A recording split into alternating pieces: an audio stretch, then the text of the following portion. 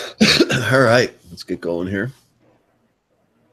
All right, we are back, guys. This is the midpoint marvelous yeah, Sorry. playing it backwards. Midpoint marvelous facts, and this is P week, and it is P week because everyone we are doing has a P name. We're going to start it off with a main character from the first book we did tonight, The Punisher.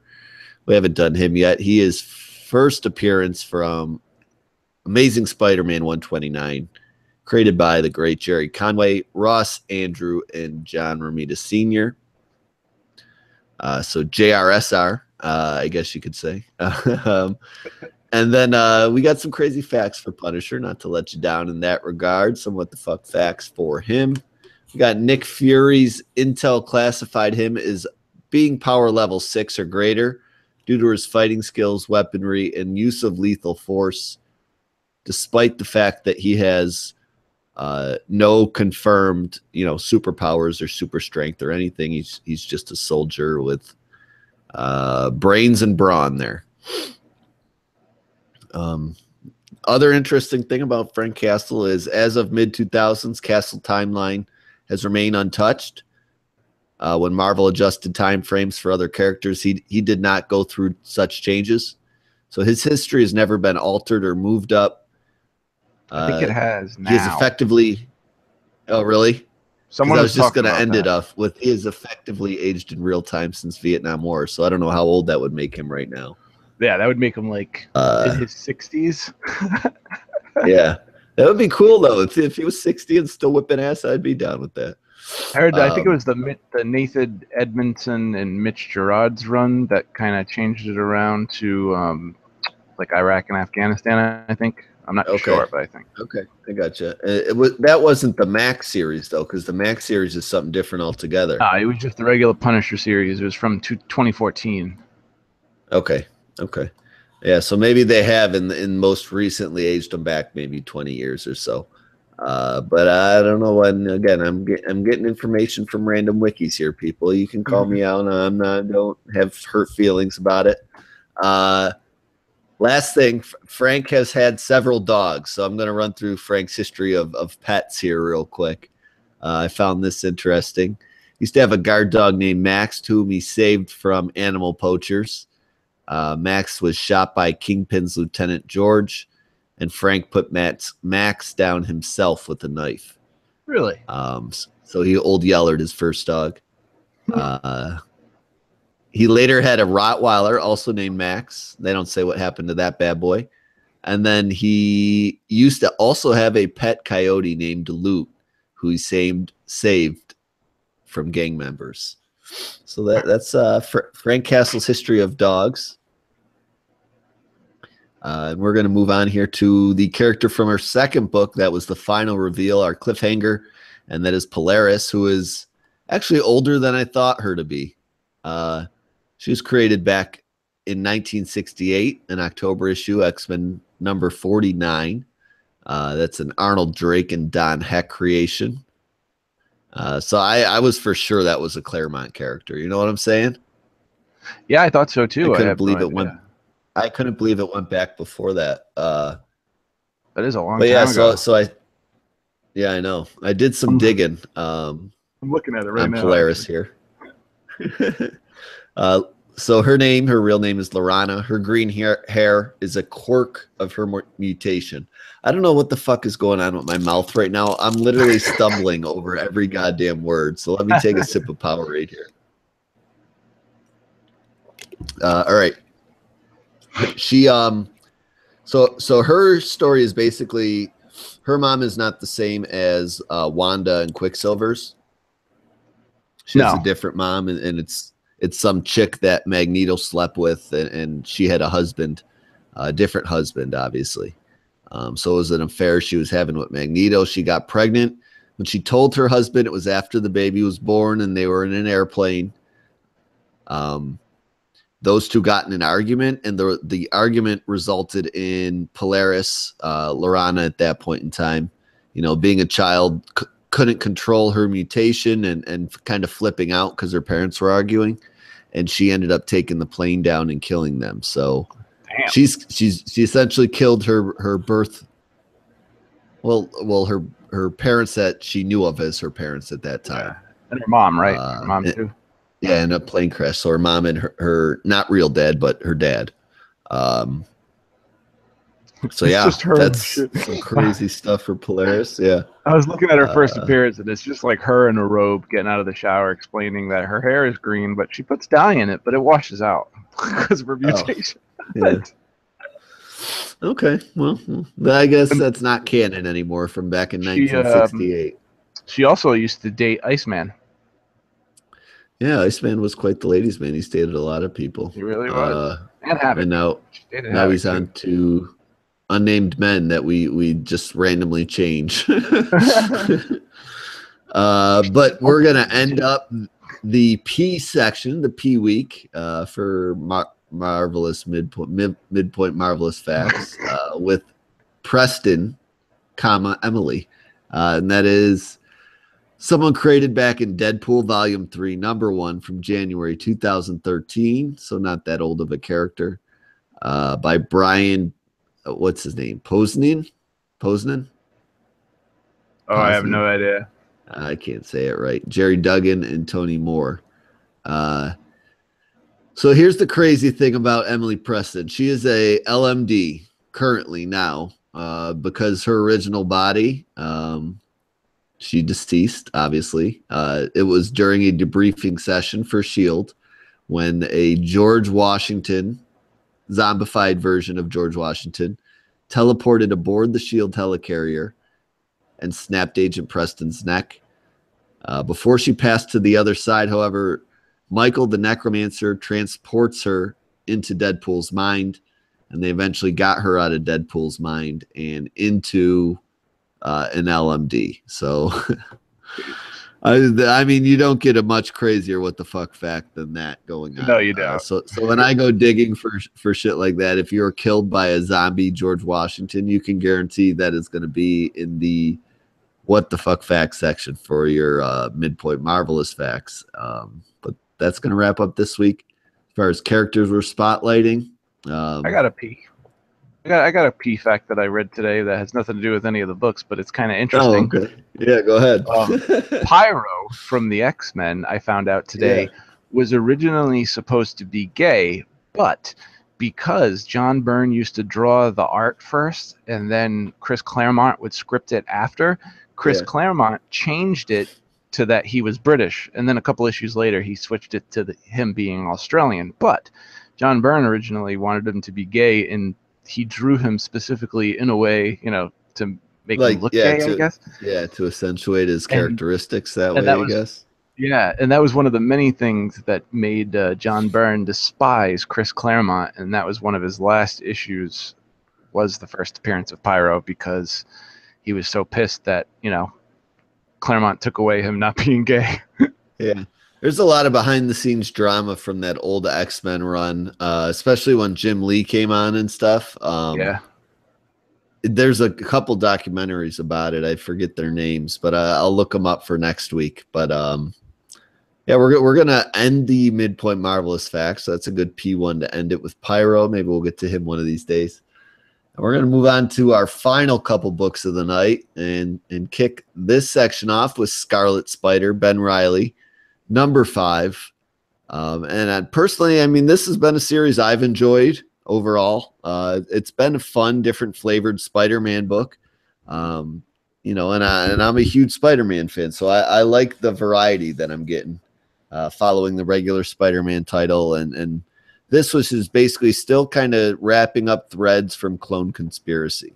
So if you ever feel lost or anything and you're wondering what the hell everyone's talking about, it's a safe bet they're referencing that stuff because they haven't really gone back and bothered with the original Clone Saga too much. So you don't have to go back that far. You know what I'm saying? Yeah, most definitely. Clone Conspiracy. Actually, you could read Clone Conspiracy Omega and be fine. Yeah, probably. That'd be a good idea. But anyway, we start this issue off, number 5, with pretty much the way number 4 ended, with the 2 Scarlet Spiders, Kane and Ben, duking it out with each other.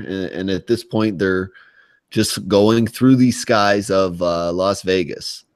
And that's important to remember because at one point here on page 2 and 3, they're like essentially fighting in a castle. You know what I'm saying? Yeah. You got to keep in mind they're in Las Vegas and at a casino here, or you could be convinced they're in I don't know where the hell, Scotland or whatever place still has standing castles. You know what I'm saying? I thought they were in remember Cable Guy? What was that place called where they went to eat and watch people joust and stuff? Yeah, that's where they end up.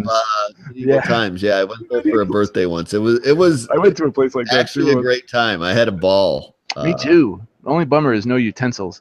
Yeah, my knight was a pussy though. That was the one bad part. He lost right away. But anyway, we got these two that go flying through these windows of this, what that medieval times type casino restaurant place, and they're just mixing it up. I mean, we picked 4 issues this week, really, with a ton of fighting in them. So there's not like a whole lot of detail and intricacies to discuss and debate about. You know what I'm saying? Because we just got people slugging each other in the face here for the majority of this issue. And that's the first 4 or 5 pages here. Before they eventually stumble their way. Oh, well, that doesn't happen yet. We see them tackle through doors, and we don't know where they're going. Having a quick intermission and dealing with, I always forget this lady's name. Is it Veronica? I think so. I forget her name too. That's what we're going to call her. Veronica and her tool bag bodyguard who's bald and looks like Lex Luthor. Slate. I remember his name. Slate. Yeah. So Slate and Veronica, we'll say, until we're proven wrong. They go walking into this other casino, and this is the one downer of this series, I will say, is we're just focusing a little too much on this girl and her bodyguard and this casino drama, which isn't the interesting parts of the series. No, it's not. But she goes strolling into this, and we don't even know this other place. She's just strolling into this other place now, just another nameless casino to us. As far as we're concerned, with kind of an Asian motif, if you will. And she essentially makes fun of it because they're mixing Chinese and Japan and Korean like culture, just a hodgepodge of things going on here. And she comments on it because there's like ninja bodyguards and everything. And it's just a whole mess. Yeah. The ninjas are Japanese, not Chinese. Yeah. It's a whole mess. So they start fighting then. So we had no idea this girl could fight. That's kind of the reveal we get out of this section of the book. She's like a ninja. Yeah. So we check in then back with Scarlet Spider, and we find out they have gone busting through and into the arena of medieval times. And they're interrupting they're interrupting a training session on a couple horses. They continue to fight with each other, the two Scarlet Spiders, like there's no give between either of these two. At one point, swords become involved in this battle. I love the Black Knight's like pitching a fit about being the bad guy. It's like, it's kind of cliche that the Black Knight has to be the bad guy. Yeah. Ironically, that's the one who I got, like, the section we sat in when I went. And yeah, that was the guy who was a bitch. Right the fuck away. Yeah. So I don't know really what else to say about it. They get in a little bit of a sword fight, and ultimately Kane ends up getting the upper hand in this arena. He's choking Ben out with webbing that he's got around his neck before the Black Knight, I believe it is, steps in, ironically, and smashes Kane. I don't know. It looks like with a cinder block with a handle on it, to be honest with you. It looks like the dumbest hammer, like Thor's hammer, but like with big chunks of it cut off. Yeah, way more square. Like the ends are cut off, and it's just a square. So Kane is all pissed at the Black Knight for whacking him, and Ben takes this opportunity to get the upper hand on Kane one more time. And then this panel confused me because it looks like Kane is running away from Ben because he's colored all red here. but that's not the case. It's Ben running away from Kane, because then Kane gives chase and loses Ben. It just, Ben was faster. You know what I'm saying? He got out the door first and ditched him. Yeah. Is the webbing spell high? Yeah, it spells high because he's basically telling Kane, like, I'm in here. Okay, all right. That I thought it was, but I'm like, I don't know if he's meaning to spell high or if that's just the way it was drawn, and I'm taking something more out of it than sometimes I do that. I'm like looking at the picture, like looking for hidden hints, and I look way more into things than I need to. But yeah, that's what's happening there. One cool thing that I wanted to mention about this was that Kane doesn't have spider sense. Remember what he says? He's like, Kane doesn't have spider sense, so he has to try and anticipate my moves and just be quicker and more brunt. He's like, as where I can, I just know what he's going to do because react more. Yeah, he doesn't really, essentially saying, I don't really have to prepare as much. I can react more. Yeah, and Kane has to, think everything out because he doesn't have spider sense, which is, I didn't know that. I didn't know he didn't have it. I think I might have known that, but I forget about it. And then when I hear it again, I'm reminded, it's one of those facts. Because Spider-Man I'm reading the big time stuff right now, and he's lost his spider sense in that series at this point too. So his has come and gone over time as well. But anyway, yeah, Kane is just not as perfect of a clone, and Ben rubs that in his face at one point too. He's like, "Oh, it's stop degenerating at least, but you're still not, the perfect clone," he always says to him. We check back in with who we call Veronica and Slade. They have dispatched all these ninjas. There's just ninjas feeling sorry for themselves on the ground. And she goes busting into the owner of this casino's room. And then we flash back again to the Spider Boys battling it out. And Ben has tricked Kane into a trap, just a bunch of webbing on the floor, and Kane's walked into it like a dummy. That's when Ben pulls out a gun, and he basically tells Kane, like, at this point, he's like, I'm not going to kill you, but he's like, listen, if you want to do it, he's like, I'm tired of running. I'm tired of this game. He's like, kill me. And before he can like finish that sentence, Kane pulls the trigger and like, yeah. He's just like, bang. He like tries to kill his ass, but Kane's very violent. Pretty cool panel. Yeah, in a pretty cool panel, he catches the bullet. Yeah, and you say that Kane, I feel like, has really regressed. I feel like he was growing past that super violent point, and kind of mellowing out a little bit. But Ben pissing him off has hit that nerve that's really sent him back to that place. You know what I'm saying? Yeah. He's really just dead set on murdering Ben. I didn't get, like, I know he wanted to like stop Ben, but I didn't know he wanted to kill him this bad. You know what I mean? Like, it's just crazy because he didn't technically do anything to Kane. Like, so. Well, Kane, the reason I take out from the reason Kane being so pissed is, if you remember, Kane was being like one of the web warriors with Spider-Gwen, and in every universe that Ben Reilly did this, that carrion virus ended up taking over.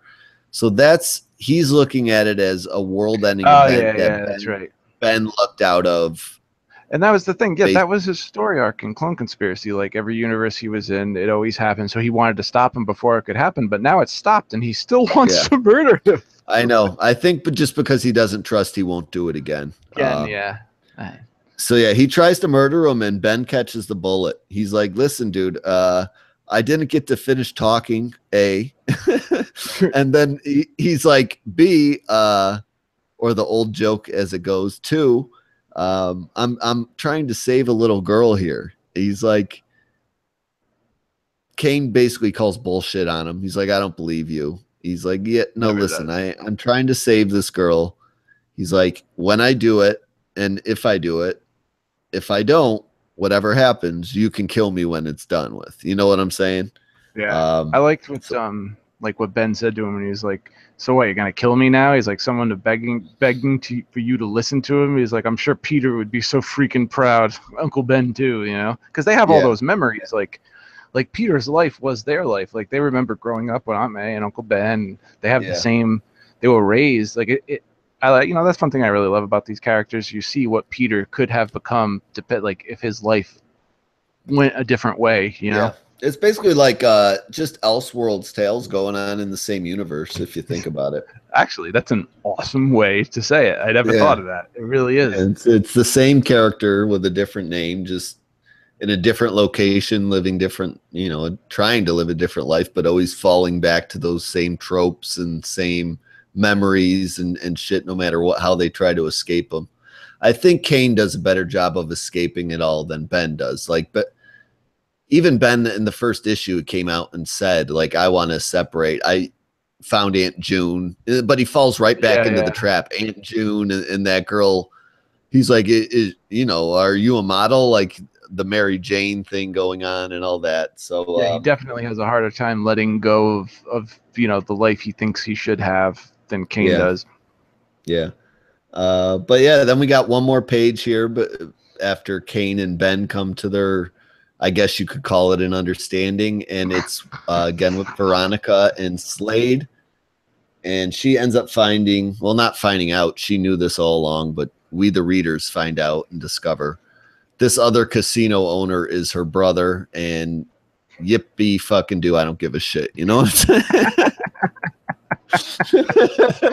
Me neither. Call Mom, would you? I'm tired of her complaining to me about you. Yeah. Like, let's just deal with her and her kid and get her out of the book. I don't need more drama with another casino her brother owns. And it's such a trope too. Like, you know how many times I've seen a TV show or read a book or something where a character says, like, where it's a big surprise and a character says that exact line, call Mom, would you? Like, and you find out they're brother and sister or brothers or whatever. Like, I've seen it in so many stories. Ugh. Yeah. So that's my one beef with this story. Overall, I would lean towards this being a buy. And, you know, I try not to be super biased covering the Spider-Man books because I buy them all pretty much anyway, but I feel like this one's worth my money right now, and I have a good enough time enjoying it. This was definitely just a fight issue. I mean, but there was some good humor in it. The scenes were all fluent, and you didn't have a hard time figuring out what's going on. Bagley's art looks a lot more crisp than it did at the start of this series. Like, it's a shame he's leaving soon because you can tell he's really getting the hang of it compared to earlier in the first couple issues. So I'm gonna miss him. But overall, I'm just having a good time reading it. The Scarlet Spider stuff is interesting. I could do without this. I guess, again, her name is Veronica. I could do with, that's how much I care about her. I don't even really know her real name. But yeah, I could do without that, but it's not a huge portion of the book. It's really like 4 or 5 pages overall. Cassandra. Why did I think it was Mercury? Cassandra Mercury. Mercury Rising is the casino name. I know the casino name. I really thought it was Veronica too for some reason. I don't know why. Oh, well, we're idiots. So we just talked about a whole book with the wrong name. But we fixed it at the end, so edit. I'm not editing that in the whole thing, but yeah, we got it right when it's all matters. But bye for me. I'll stop rambling. What do you think? I'll start off by saying that I really love Mark Bagley. Like, I grew to love him. Like, I didn't, when I first started seeing Mark Bagley art, I wasn't like the crazy over it, but over time, like, I grew to absolutely love it. Like, and I agree with you. It is very sad he's leaving, but at the same time, I am super freaking excited to see him on Venom. So yeah, pluses and minuses. We lose him on Scarlet Spider, but we gain him on a Venom. So that's dope. I really enjoyed this issue. I've been enjoying this series since the start. I love that it's continuing with the story that it got from Clone Conspiracy, because even though it's, you know, even though everything that's happening in this book is happening because of Clone Conspiracy, it still feels like its own story. You know what I mean? Yeah, and it's like moved past it, but still like dealing with it, but loosely. Yeah, most definitely. The side stuff with Cassandra Mercury, I'm over it. It kind of bores me. I understand that it has to be in the story. First of all, it's already been started. Second of all, one of the big story pieces is Ben has to cure her, so we're going to have to deal with her for a little while. But I just wish we didn't see her as much as we do, because to me, her story just isn't as important. I don't care about this feud between her and her brother. The main character is Ben, not Cassandra Mercury. But other than that, I thoroughly enjoyed the fight between Kane and Ben. I love, you just get a sense of a rich history of them not liking each other, or more to the point, Kane not liking Ben. Yeah. I even loved when they came to their little agreement. Friggin' Kane's just like, whatever. You cure the girl. The moment she's cured, you're dead. That's it. Like, you're dying either way. I don't care. I'll let you cure, but after that, you're dead. Like, you're gonna die either way. Nothing's gonna save you. You just cannot stand him. I also love that. I love the attitude that Ben has. Like, a lot of people compare him to Deadpool, even though he's not wacky and corny wacky as Deadpool can be. He's more just like, I mean, he's just funny. Like, he's funny, but not in a corny way. Like, it's really good. Like, Deadpool, sometimes when he's funny, like, I giggle, but sometimes it just turns me off a little bit. But this, I really like. I don't really find him too much like Deadpool, as a lot of people compare him to. But I love the new attitude that he has because of all the torture that he went through at the hands of Miles Warren. This issue's definitely a buy for me. The whole series is great. I highly recommend it. Yeah, it is. It's fun. It's a little darker than a normal Spider-Man book, but it has a little more humor than I would say the Dan Slott run even has. So it's a good mix. It evens out. That's one thing. Like people are always, people are like, oh, that's a complaint. Some people are like, oh, he's trying to be too funny. He's like too much like Deadpool, and I'm like, I don't see him as Deadpool. And I'm glad that he's like this, because it really sets him apart from Peter. And like, I don't want another Peter Parker Spider-Man book. I want like somebody with his own identity. You know what I mean? Yeah, I think that's just Yeah, that's something that's like a lazy thing people say when it really is. They don't like humor in a book. They're like, oh, it's Deadpool. I'm like, well, no, not every joke in a comic book is like a Deadpool joke. I know, like, can't be funny. Like, that's only Deadpool has the funny market cornered. Like, I know. Yeah. So we're gonna wrap up that book, a double buy. So we got 2 double buys for you. Another pretty good week for kind of a random selection. Action heavy. And we're going to wrap it up with Secret Empire. So we'll tell you what we think about that. We don't really break down the whole issue, just give our final thoughts. I think this one, well, I wasn't crazy about it. I think overall it's a borrow issue. It was interesting, and the action at least flowed. I thought the Miles and Black Widow conversation was a little too long, but I don't know. The rest of the book wasn't bad. I have a hard time with the Sorrentino art when a lot of fighting's going on. I didn't like the Punisher and Black Widow fight because I couldn't tell what the fuck was going on. See, I liked it. You did? Yeah. See, maybe because I read it on a tablet and I had a hard time like getting a whole glimpse of everything at once. The one I found hard to follow was when it was the splash page spread with all the little panels. I mean, I did like that, but I did find it a little hard to follow. Yeah, I thought you meant I liked it too, but I just didn't know who was punching who and what was going on. The page before it looks super cool. Where he comes in the room where she's like aiming at Steve and she's doing the flips and stuff. That page I really liked. Yeah. That one I understood. Like Punisher missed 3 shots and she's flipping all around. But here's my thing about this book. Like, this one is one of the better issues in the series. Yeah. I like it as far as that goes. But the reveals aren't overly impressive to me and don't like get me excited to read the next issue. You know what I'm saying? I guess that's where I'm at with it. Like, so many people have died in the Marvel Universe over the last year and a half of reading. Like, it has no effect on me anymore, really. Did you just say, like, did she die? I mean, I know they showed the bones get crunched, but I think I was confused. Pretty much cracks. Yeah. I was confused about that. But then again, like, I'm super disappointed this old guy ended up being Mosaic. That was cheesy as fuck. Like, who cares? I thought that was Mosaic? cool. I hate Mosaic because Mosaic can, he can infect someone's body and just completely take control of them. Yeah. Yeah, but that's the only time you see him. He just like possesses all these people, and then he's out of the book. Yeah, you know what? I saw a couple. It's just weird. It was a weird reveal for them to build up to be Mosaic. I saw one cool issue of his when he hopped in Spider-Man's body. That one was kind of fun. But other than that, I didn't really pay much attention. Nobody paid much attention to that series. Yeah, my favorite. I'll tell you, my favorite part of this book is Miles whooping Captain America's ass and finally putting closure to this will he or won't he kill him thing. You know what I'm saying? Yeah, he lost his shit like when he saw her like get crunched. Yeah, he just like charges at him. Yeah, that's fucking badass. He shattered the shield and beat the shit out of him. Yeah.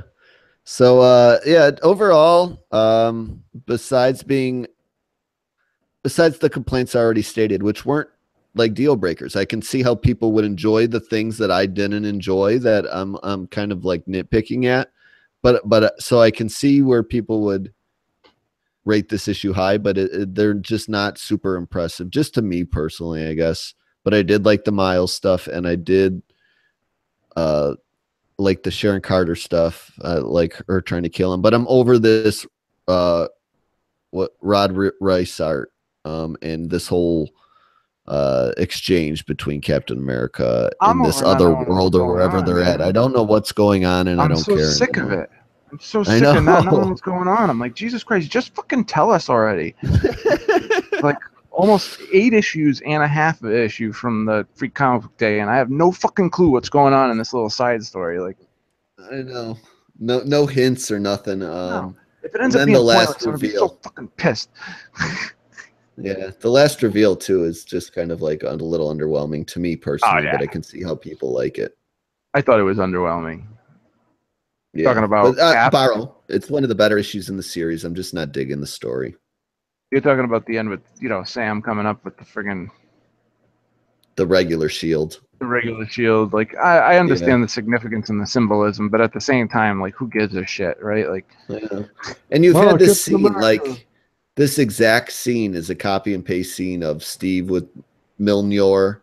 Yeah.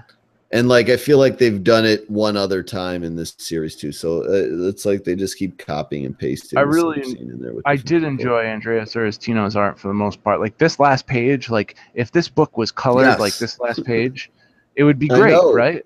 Like, why can't every page he does look like this? It would be perfect. It would be perfect. He'd be fucking amazing. Like, I wish he would color it. Like, if he did, like, even though it's like a little bit of muted blue, a muted red, but even so, like, if he just did like the normal colors, even if he wanted to do his muted style to set them apart, it would be fucking fantastic. He even did like Quicksilver and friggin' what's her name, Rescue, Tony's Pepper Potts in the background here. Like, they look good too. Like, why not just color it like that? But he goes like on the stylist, like this Sharon Carter stuff is all red and blue, and such nonsense. I don't understand why he can't. He did it in the beginning too with Captain Marvel and everything. It was all pretty much normal colors for the most part. Like, I don't know why he has to do it. And then when you go to Steve Rogers, when he's at the White House and everything's red, like, why does it have to be red? I hate that. It just like hurts my eyes. Not mine too. Like, I'm like, why does it have to be like that? And I also find it like a little off-putting that we like have to jump between stories constantly. So you're not just getting Andrea Sorrentino. Like, you'll get 2 pages of Sorrentino, then 2 pages of Rod Reese, then 2 pages of Joshua Cassara. Like, come on. Like, you get the Rod Reese flow well. No, it doesn't flow well at all. Like, either get it done at the end, get it done in the beginning. I prefer to get it done at the end.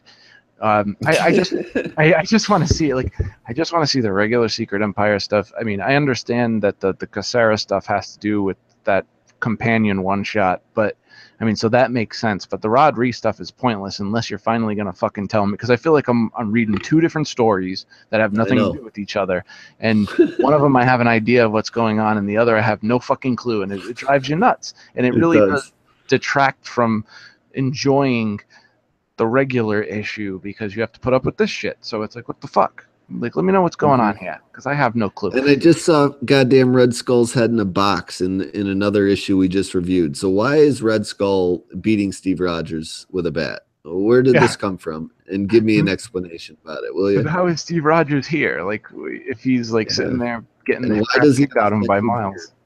What the hell is this sexy beard all about? Keep it, Steve. Keep it. And where'd Bucky come from, and where'd Sam come from? Like, Sam's in this story. Where'd they go? Bucky's dead. Like, where'd they go? What the fuck's going on? I have no clue. None. So yeah, what'd you think overall though for a rating? Overall, this is like for the regular issue stuff. This was next to the last issue. This was probably my favorite issue, and I have to say that like for something that's been boring the shit out of me for at least 5 issues, it's starting to show signs of life, which I think is a good thing. I know. So yeah, I mean, but it's just not in the buy area yet for me. But what I hate to think that like, say like 2 issues from now it gets to be really really good. Like, how am I supposed to give that a buy when it's almost at the end? Like, so it's never going to be anything more than a borrow, even if it is good. So yeah, it just if you jump in at issue 6 and just know Steve Rogers is running Hydra and a bunch of shit is. Like the heroes are fucked, like you might enjoy it. Plus, actually, you know what? When you open to the credits page and they give you that paragraph of what's going on, start at issue 6. Yeah, they give you a couple paragraphs in this issue. Yeah. Follow those paragraphs. Start at issue 6. It could probably be really enjoyable. So, but I really did like this issue for the most part. So it's a borrow. Yeah, that's where I'm at too. So we got split decision on Punisher, 2 buys with X-Men Blue, Scarlet Spider, and unanimous borrow with Secret Empire. That's how we're gonna wrap it up. I don't know. I didn't really have a great idea for sign out segment. I don't know how many new people are listening or anything out there, but I figured we'd run through. I don't know if you have your poll list written down in handy, but run through our Marvel poll list at this point in time before Legacy launches back up and maybe sparks our interest on a few new books. This is why I'm taking pictures. So I got mine here. I got mine here too. I just look at my poll pictures. And I'll let you know what I get as far as Marvel goes right now. And it is super Spider-Man heavy. It's amazing. Ben Reilly, Renew Your Vows, Miles Morales Spider-Man, and Spider-Man 2.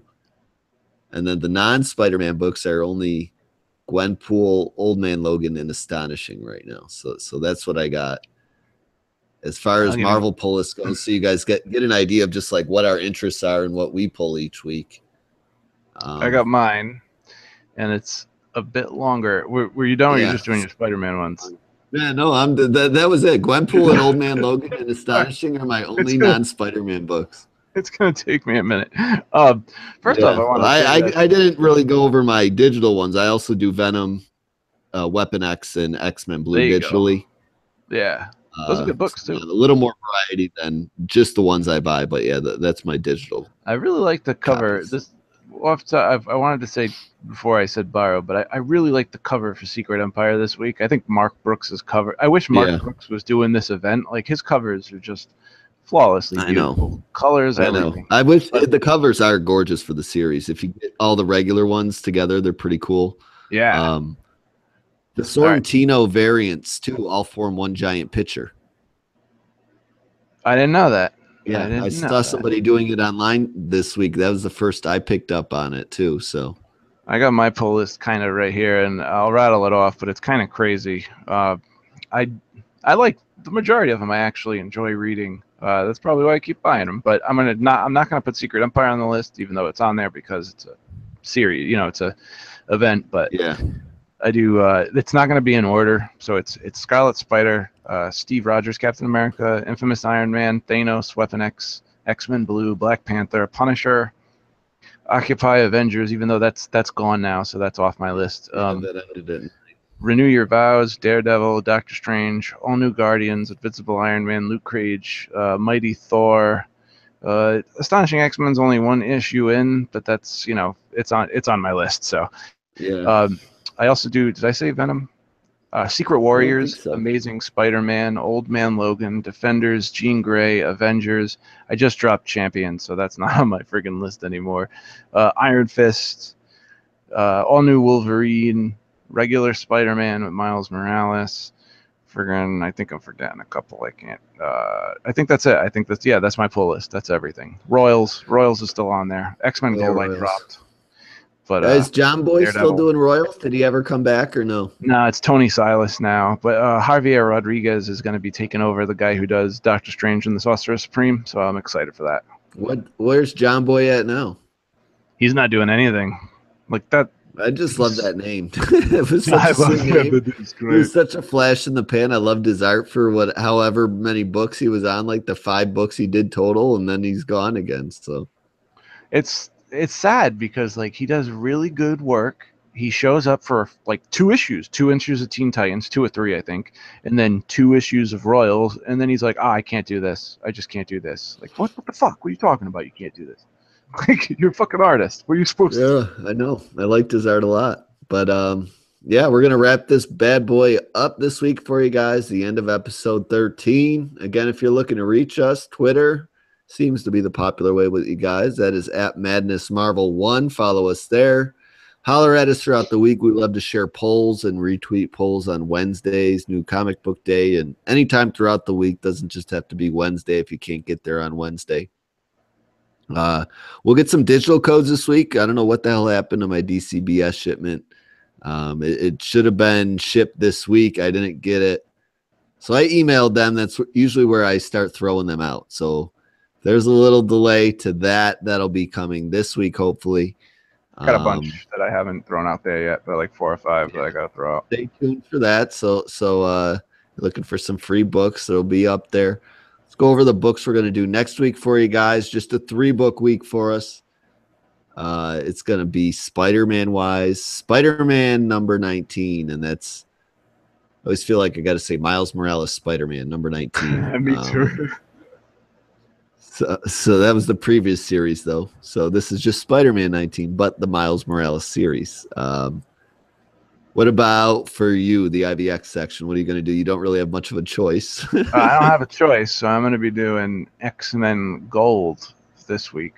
Yay! Yep, X-Men Gold number 9. So we're going to revisit X-Men Gold. That's not really a Marvel Madness favorite or suggestion to go pick up, but hopefully that rebounds a little bit next week because I'm going to be jumping back to that for the first time since issue 6. And then hero-wise, maybe Carl will join us for this. We're not sure. We're gonna figure that out. But this is gonna be Generations Hulk number 1. That is the first Generations title. It's gonna feature Amadeus Cho and Bruce Banner. So we're gonna give you guys the lowdown on this Generations nonsense, I guess you could call it, possibly happening. We'll find out. I heard it's in continuity. Yeah, I'm not super optimistic, but we'll see. I guess neither am I. I'm open to be surprised. We'll say. Yeah, I'm gonna check it out digitally. I guess I don't know. I mean, it's supposed to be in continuity, but I just don't get it. Like, what's the point? I know. So we'll see what they're about. Maybe this one will get us excited for the future ones. But I want to kind of try to cover all the Generations titles, regardless, because it's almost like an event book. You know what I'm saying? It's kind of middle ground a little bit. Maybe we should do it like in maybe we should do it on the off chances of like if Secret Empire's not coming out for a week, we'll do a Generations book. I think there's only like 2 at the most that come out a week. I don't think there's any week where like 5 or 6 of them drop. So I think we're pretty it'll be manageable. So we'll see. I want to try to do that though. So stay tuned for that, but we're going to wrap up episode 13 here, guys. You got any final news or notes or thoughts? I got nothing. Yeah, me either. It's late. I want to read a couple books before I go to bed, and we're out. Peace out, guys. Enjoy your week. Later. Peace.